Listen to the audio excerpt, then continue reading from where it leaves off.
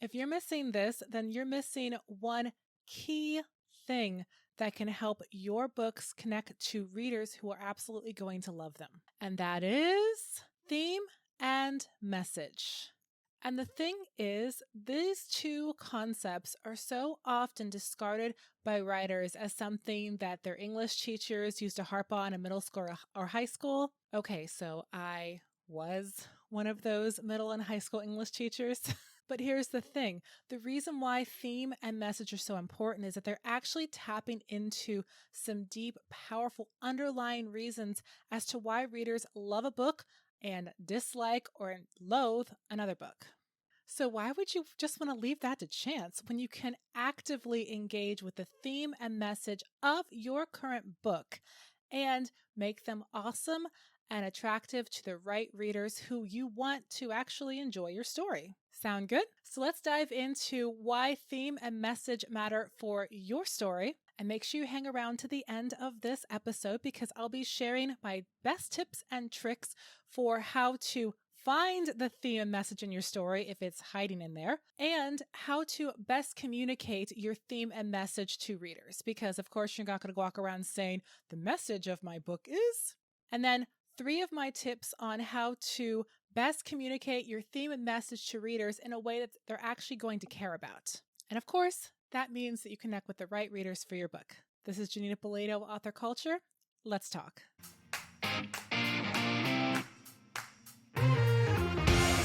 Now, as I mentioned previously, not only was I one of those high school English teachers who, yes, made you discuss the theme and message of all of those books you had to read in middle or high school, but I also do have over 15 years of experience in the publishing industry, both as an editor and marketing strategist, but also as an author who really likes people to find my books, preferably the right readers at the right time who are going to actually enjoy those stories. Because shockingly, then those readers, leave reviews and leave endorsements and recommend your book to others and all those other fun things, and everybody wins. And for those of you who are pitching to publishing houses often also have their own internal standards for the themes and messages of the books they're going to accept. This is especially true for smaller publishing houses that often develop their own business brands around the themes of the books they grab for their single imprint or their various imprints. And also,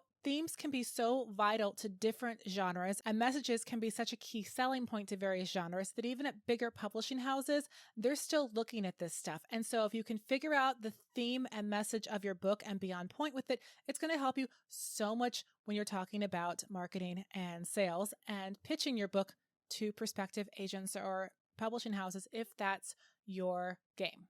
And since my whole perspective on storytelling is as communication and marketing is communication and all these things you're talking to people, people are meaning makers. And when we're talking about meaning makers in the educational field, which I was in for a number of years, this is all about how people are going to interact with a story, bringing in their own background, their own knowledge, their own ideas of what they do know and what they think they know, their whole experience of their entire lives and their experiences of that particular day, as well as their opinions, thoughts, beliefs, biases, etc. They're bringing all of that to the text when they're reading it, whether or not they're entirely aware of it. Essentially, they're bringing their whole worldview to the text every time they're engaging with some kind of reading material. And the thing is, people have to do that because you're not literally there to explain the story to them. You can't lean over their shoulder as they're getting to your inciting incident going, hey, isn't that cool? I have an inciting incident there. And it means this, and it means this, and it means this. They don't have you there to do that. So they need to be able to engage with the story, check into all that foreshadowing, all those breadcrumbs you've dropped, hopefully get super involved in creating this story in their own head using their imagination and following through to the end of the book. And the thing is, while you can't be there to individually explain everything to them, nor would you really want to be, because, hey, they're reading a book, and as a reader, you really wouldn't want someone kind of staring over your shoulder. What you can do is use the elements of story as a way to make sure that your meaning and your message has the best chance of getting through. And you may also be in a place where you're like, well, Janeen, I'm okay if they have their own takeaways from my book and their own ideas from my book, and that's cool. But that doesn't deny the fact that the kind of themes you're using and the messaging that you're putting in your book, whether intentionally or not, is going to have an impact on readers. So, hey, since it's there, let's use it mindfully and amazingly so that we can create fantastic books. Now, let's bring out our Merriam-Webster and get some clear definition on what theme means. Theme, a subject or topic of discourse or of artistic representation, aka guilt and punishment, is the theme of the story. Okay, so that's kind of helpful. And what the major takeaway of this can really be is that themes of stories are often 1 to 3 words long. They're more of these big picture concepts, these vibes, these moods, these emotions, these very high concept ideas. So when you're thinking about a theme, you're thinking about hope or true love or forgiveness or those kind of things. But because Merriam-Webster wasn't incredibly helpful there, we're going to hop over to study.com and see what they can do to give us some more insight into this word. The theme of a story is the underlying message or concept that the author is trying to convey to the reader. The theme of a story is generally an opinion the writer wants to convey through their storytelling. Okay, this one is definitely more helpful, although if you read through that, you know that it's using the word message and theme sort of interchangeably, and that happens a lot when you start Googling theme and message. People kind of mix them up and they kind of have their own definitions for them.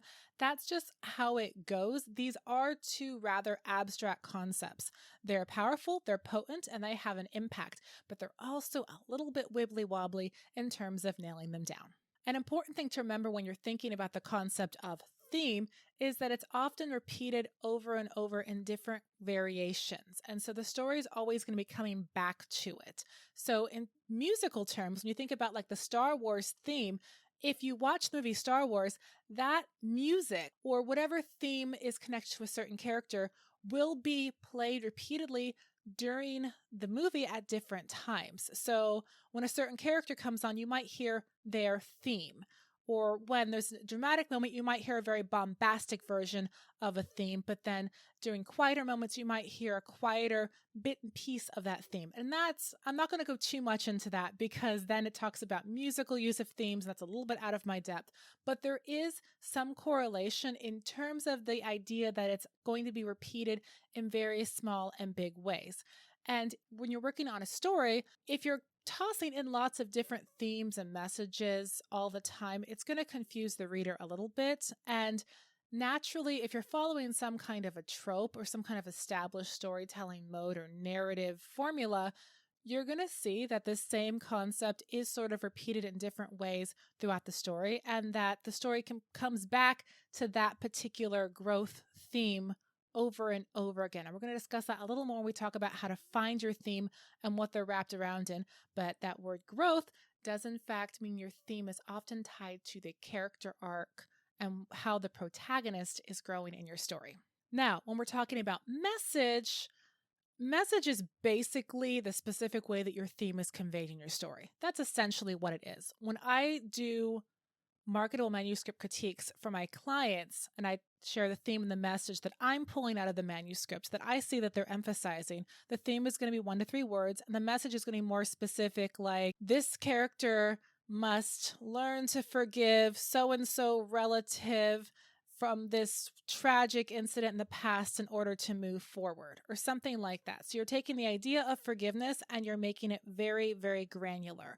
Or as K.M. Weiland says in a really nice blog post that she did back in 2014, you're making it very exclusive to this story. You're taking this big concept and you're nailing it down to what it looks like in the story you're writing. And figuring out the message doesn't necessarily mean you're going to have a moment in the story where some character talks to another character and speaks the message. If you're thinking about messages in terms of that, then of course you're going to think of messages as preachy or didactic or very moralistic. You don't necessarily have to have the message be literally spoken in your story, but you need to understand what you're trying to convey because it will actually help your story and your character arc to be extra tight and effective as well. And this comes down to one of my absolutes. I don't have many of these when it comes to fiction, so go ahead, listen up here. All stories have a theme. All stories have a message. Let me repeat. All stories have a theme. And all stories have a message. Because stories are communication. Your story as a whole is essentially some kind of communication to another person. It literally is a message. It is words. I know that might seem a little bit reductionist, but that really is what it comes down to.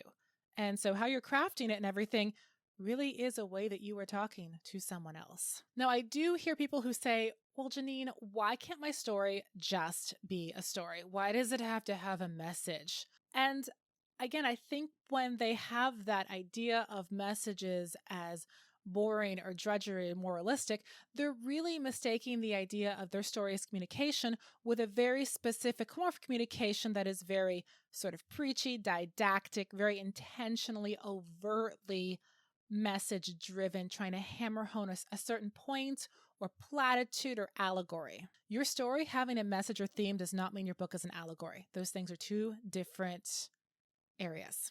But no matter what you try to say or do, if you are in fact giving your story to someone else to read, they are going to be engaging with that story. They are going to be trying to figure out the meaning of that story. They're going to be trying to make sense of that story. They're literally reading those little marks on a page, trying to make sense of them. And so they're going to try to pull out some kind of message, even if they're not doing it overtly or consciously, because they are trying to take those little marks on a page and transform them into something in their head. Whether it's visual images or whether it's concepts or whatever, they're having to do that engagement. So you are communicating something to them, whether or not you like it. Now, when people say, I just want my story to be a story, what they really often mean, I believe, is that they want to be able to play and explore and tease around ideas that may or may not reflect their own values. And so when they say, well, I don't want you to take this story seriously, I don't want you to read a lot into it, what might be connected with that is please don't read into it that I'm putting my own values in here or that I'm trying to make some big statement. I'm trying to play and explore and process. I am not necessarily trying to communicate something profound to you. I am just playing or teasing ideas out. Can I please be separated from the story so that the story can just kind of live as something apart from me? And that is legit. Exploration can be a very legit form of writing. And if you're just writing your story for yourself or for close friends, or with this idea that it's just going to be this testing ground or this playground for you, that is totally fine. And if you want your book to just stay in that place, go for it. But as soon as you start thinking, I know I said I only wanted this to be my own playground, just for my friends and for us to hang around and play around with ideas, but I kind of want to make money on this. I kind of want to sell this to people who don't know me. I kind of want to maybe advertise this or have it be something that people can understand without me having to explain it to them. Well, then, my friend, you need to start thinking about your message and theme and how they are getting communicated to readers in the pages of your book. And as a side note, this is the reason why beta readers are so valuable in the editing process, because one of the things that a beta reader can help you do is not just find typos or say, hey, this character was holding a bunch of flowers in this scene, and then in this scene they said they were holding a bunch of steak knives and those aren't the same thing. You have a continuity error. With beta readers, you can actually use them as a test group or focus group to see if the theme and message you were trying to get across, the vibes and tropes and takeaways that you were trying to get across actually work. They help you figure out if what you were trying to clarify with your setting and characters and character arc and plot and everything is actually working the way you want it to. This is a reason why it's really, really helpful to get beta readers who've actually read in your genre before. Because genre, as I've said in previous videos, can function like its own kind of language or its own kind of slang or code. And so you want people to read this book who have some familiarity with that particular code and they kind of get it. People who haven't read in that genre maybe won't get it or maybe will find things problematic that aren't really a problem for that genre, that make sense for that genre, but outside of it don't really suit the tastes of other readers. Now here's the thing. You don't need to figure out the theme or message of your book when you start writing it. It is not required. Pantsers, you can run free and wild and throw all the crazy sand in the sandbox and try to create a sandcastle later, and that is totally okay. Because theme and message can be so amorphous and so high concept, sometimes you might find that it's easier to just discover it on the way, and that is okay. You might be the kind of author who doesn't love having things stamped out all ahead of time. You want to be able to explore on your own. Totally fine.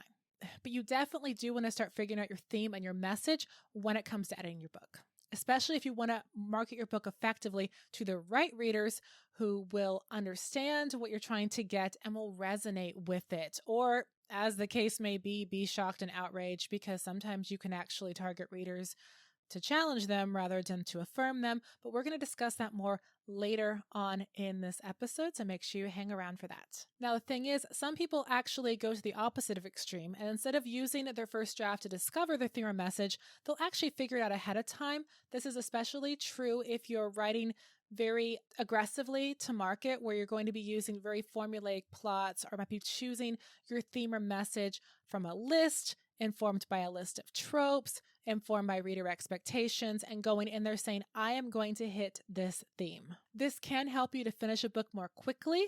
It can help you to have less work doing your edits. It can help you hit a certain spot in the market, and it can just make marketing easier on the whole. I'm sort of a plotter pantser, where I often do discovery right to a certain bit, partly because no matter how much I plan, I still have to figure things out during my first draft. But once I do figure out the theme and message in my first draft, I will actually go back and I will weave it through at the beginning to make it easier on myself, so that when I'm going through edits, I don't have to worry about how the theme or message is showing up as much.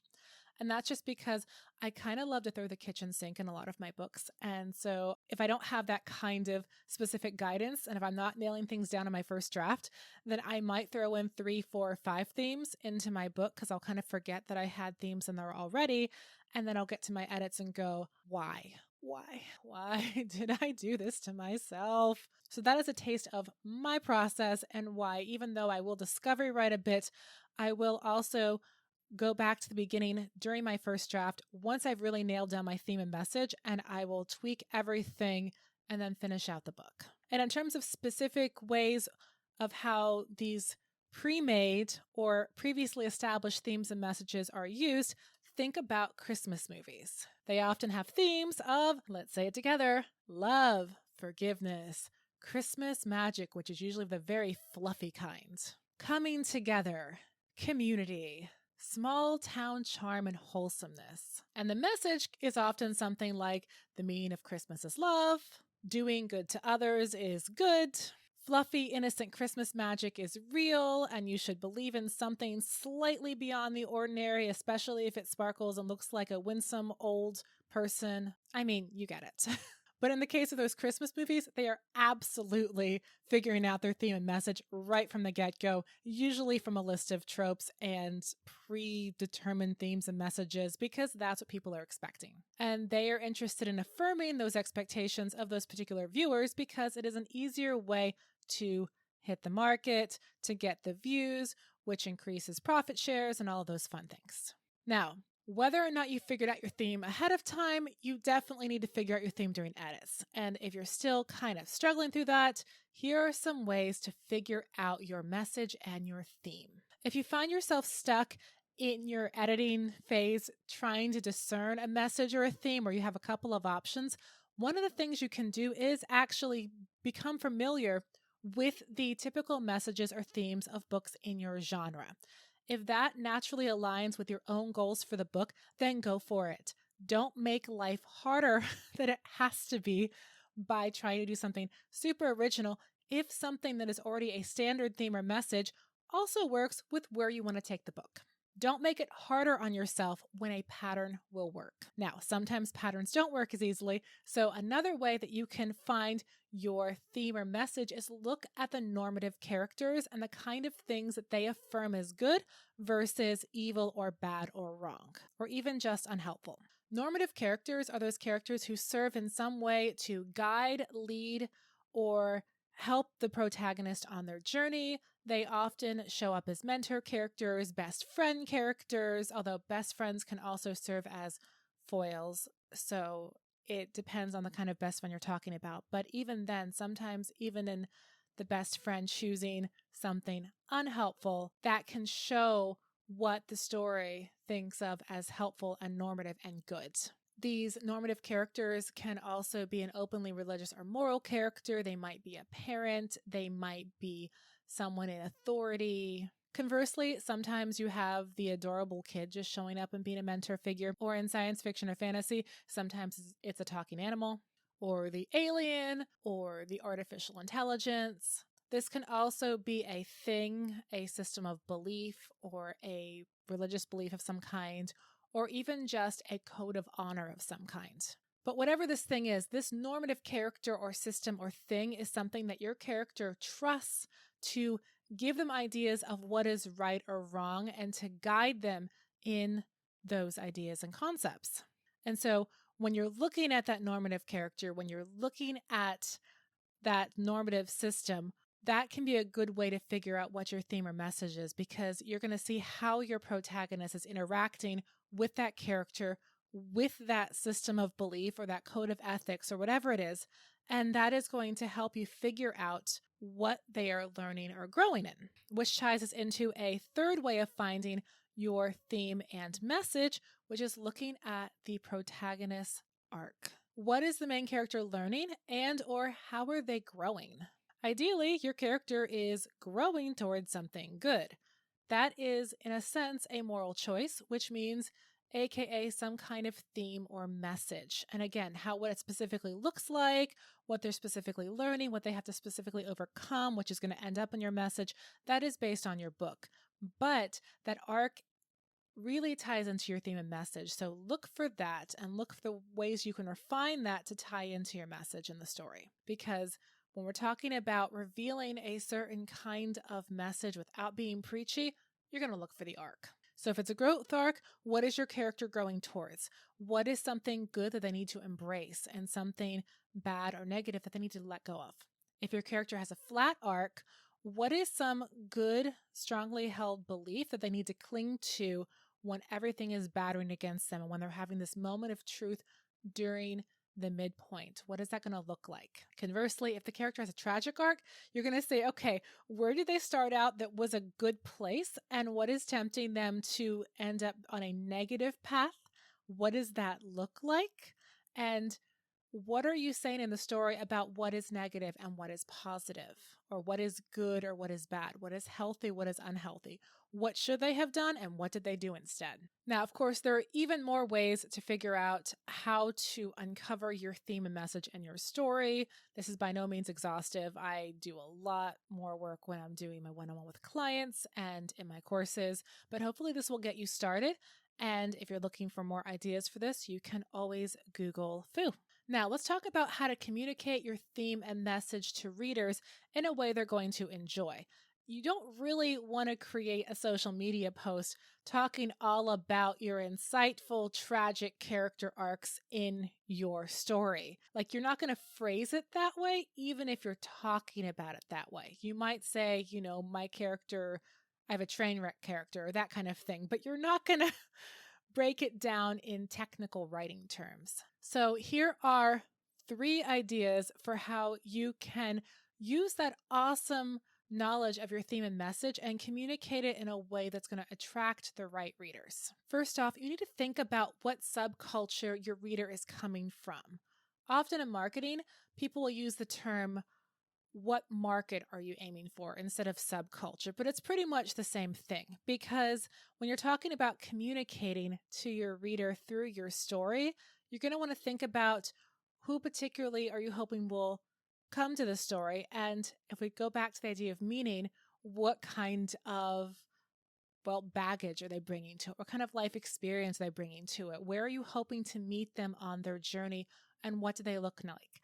I'm not saying you have to know eye color and hair color and all of those things, but it is a good idea to understand your takeaways and all of those things in terms of what your reader is going to want from the book. And that's where the idea of your ideal reader avatar comes from. So, aka the upper class white Christian woman looking for a quick read in between taking her kids to various activities.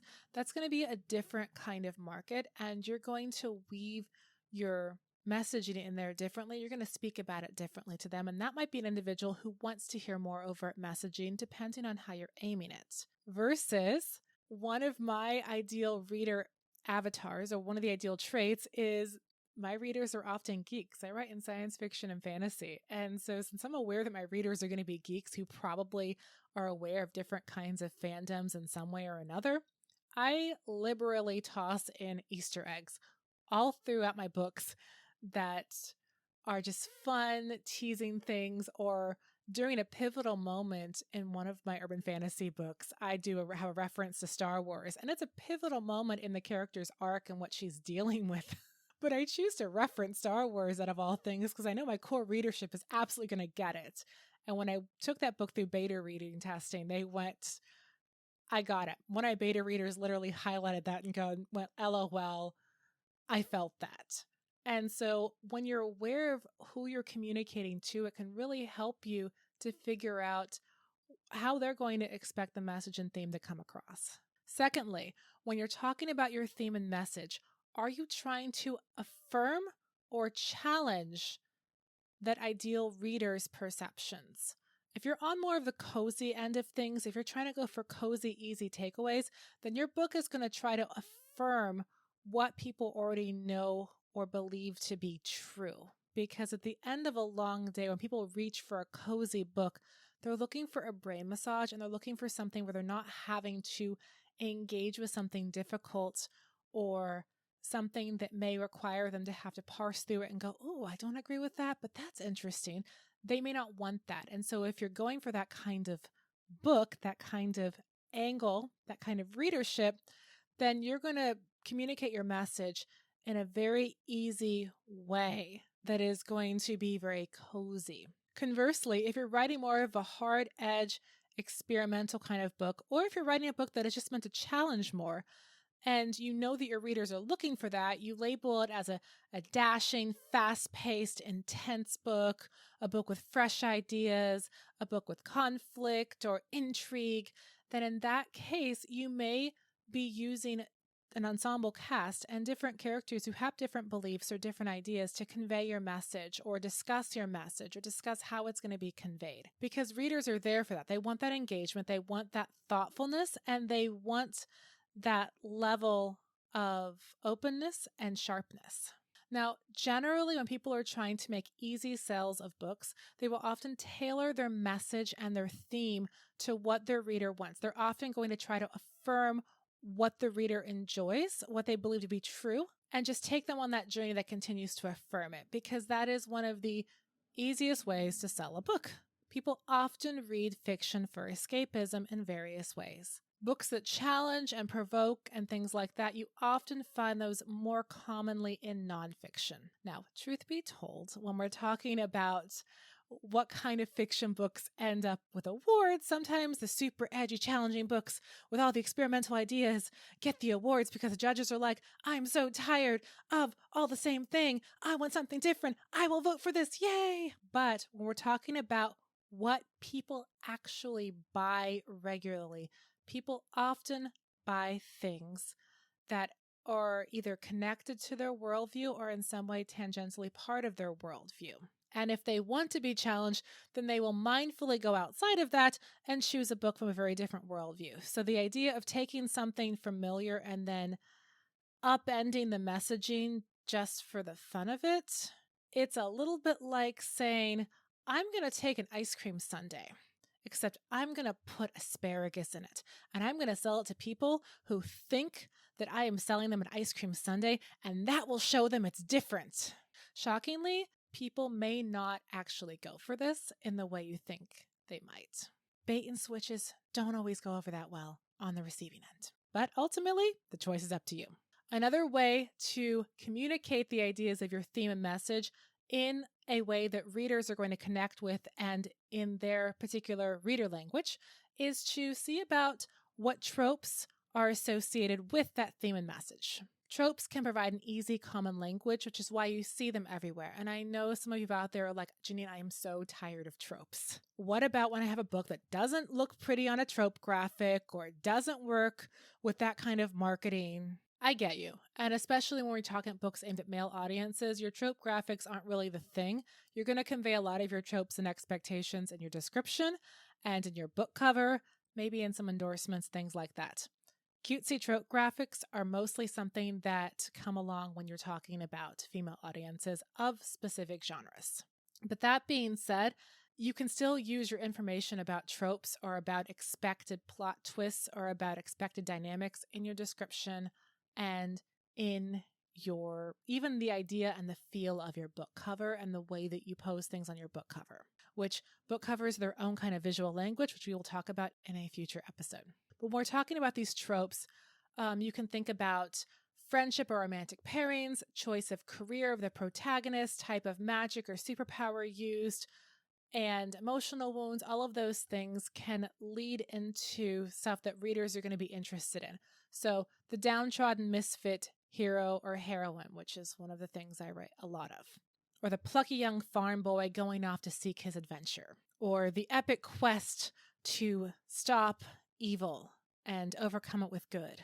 Dark lords in the east or the west or wherever the dark lords are coming from these days. The uppity billionaire and the lowly coffee shop barista. And these are some pretty common tropes or pairings or concepts, but I bet in your book you can find some really interesting ways of conveying your message and theme through those tropes. It just takes a little bit of creativity and, yes, some help and sometimes some mindful tweaking of your book itself to better fit those tropes according to what you prefer. Always remember that you are the author of this story. So if you're at this place where you're like, well, Janeen, I really want to do more tropey things, or I want to make this a little bit more palatable to readers so they enjoy my message, but I just can't because the story doesn't want that. Authors, you are the author of your book. And with understanding of the fact that, you're accountable to your values and your convictions, and if you're a Christian or some other religious group, you're accountable to that deity. I'm as a Christian, I'm accountable to God. But with all that being understood, as much as it depends on you, you can change your book and tweak it to what you want it to be. So if you choose to not do that, that is also a choice that you can make. You need to own that, or own the idea of changing it, or do whatever makes sense for you. I never want to see people feel helpless in this whole concept of using marketing and messaging as tropes as communication. There are solutions. There are ways forward. Sometimes it takes a lot of effort. Sometimes it is hard. Sometimes it leads you on paths that you maybe don't want to go down. I have video about what to do when writing gets hard, and I'm sure I'll have more there because I'm in the trenches with you. But understand that this is communication and you do have control over how you're talking and how you're talking on paper and all of those things. So, what is the theme or message of your current book? Please do share in a comment below on the YouTube video. I would love to read and reply. And if you have any other questions about theme or messaging, please also leave those in a comment because they could inspire a future video. Thanks so much for hanging out with me today. This is Janeen Ippolito of Author Culture. Go forth and be awesome.